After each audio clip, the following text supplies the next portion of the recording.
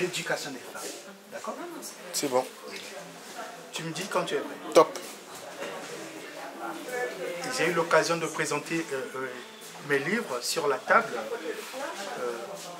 de la scène, Bannir la polygamie au Congo, combat de la députée maire Stella Sassou Nguesso.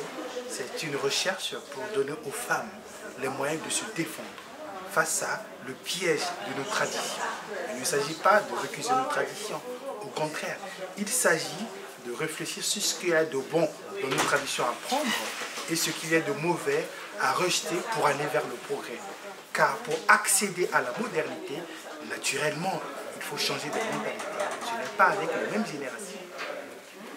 J'ai eu le plaisir d'être ici, dans la scène de la célébration du 5e anniversaire de la journée mondiale de la culture africaine, avec mes consoeurs du Congo-Brazzaville, parmi lesquelles Annick Djokana. Merci Richard, merci à Alassane de nous avoir donné la possibilité de montrer que l'Afrique est là et qu'une nouvelle génération d'écrivaines se sont levées pour pouvoir porter haut et loin les couleurs de notre culture, de notre ascendance africaine.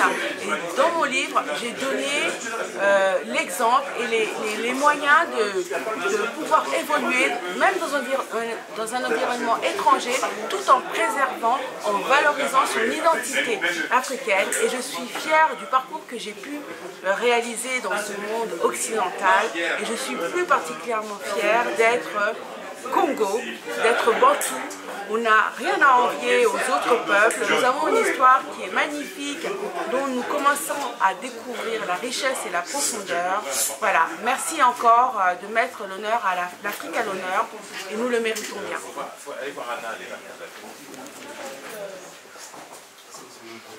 L'autre consoeur du Congo-Brazzaville, Mélina Luz.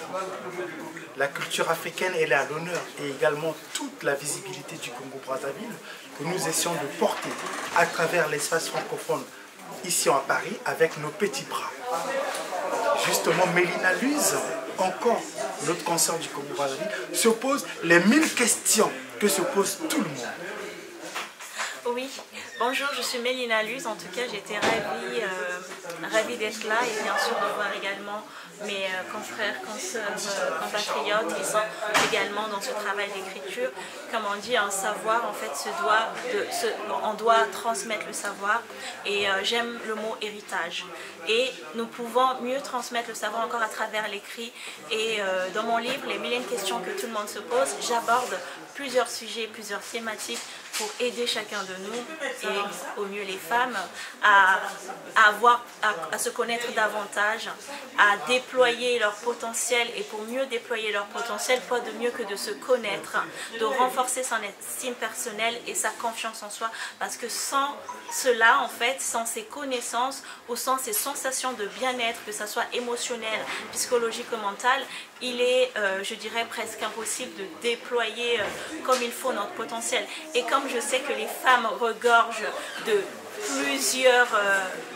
plusieurs talents, elles ont un potentiel pareil aussi pour les hommes. Et là, je voulais parler aux femmes, leur encourager, mais vraiment à se dire qu'elles ont quelque chose à léguer. Elles ont un héritage à laisser. Comme on dit, éduquer une femme, c'est éduquer toute une nation. Les femmes, levez-vous et prenez votre vie en main. Voilà. Parler aux femmes, c'est ce que j'ai eu l'occasion de développer à travers ce livre, Bannir la polygamie au Congo, combat de la députée Stella Sassou Nguesso, volume 1 et volume 2. Il s'agit non pas de recuser nos traditions, mais de réfléchir sur ce qu'il y a de dégradant à rejeter et ce qui est pour le développement à prendre. Car pour accéder à la modernité, pour accéder au changement, pour aller au développement, il faut changer de mentalité. On ne fait pas du nouveau avec de l'ancien. Voilà l'idée principale que j'ai développée à travers ce livre que j'ai présenté. Il ne s'agit pas, une fois de plus, de dire que l'Afrique est mauvais et prendre ce qui est de l'extérieur. Non, au contraire, il s'agit de supprimer tout ce qui est dégradant envers les femmes. Car parler aux femmes, c'est leur donner les moyens matériels, financiers, psychologiques de s'épanouir. Le développement auquel l'Afrique fait face aujourd'hui, c'est un défi. mais qui passe par les femmes. Dans l'agriculture et dans le micro-commerce, les femmes réalisent à elles seules 91% de profit pour l'Afrique et pour le Congo. Les hommes, en revanche, ils sont dans l'administration, le pouvoir politique, les secteurs qui sont certes fructueux, mais à des degrés moindres parce qu'il n'y a pas de ressenti réel envers la population. Bannir la polygamie au Congo, nous l'avons recherché pour pouvoir aider la société à aller vers de l'avant.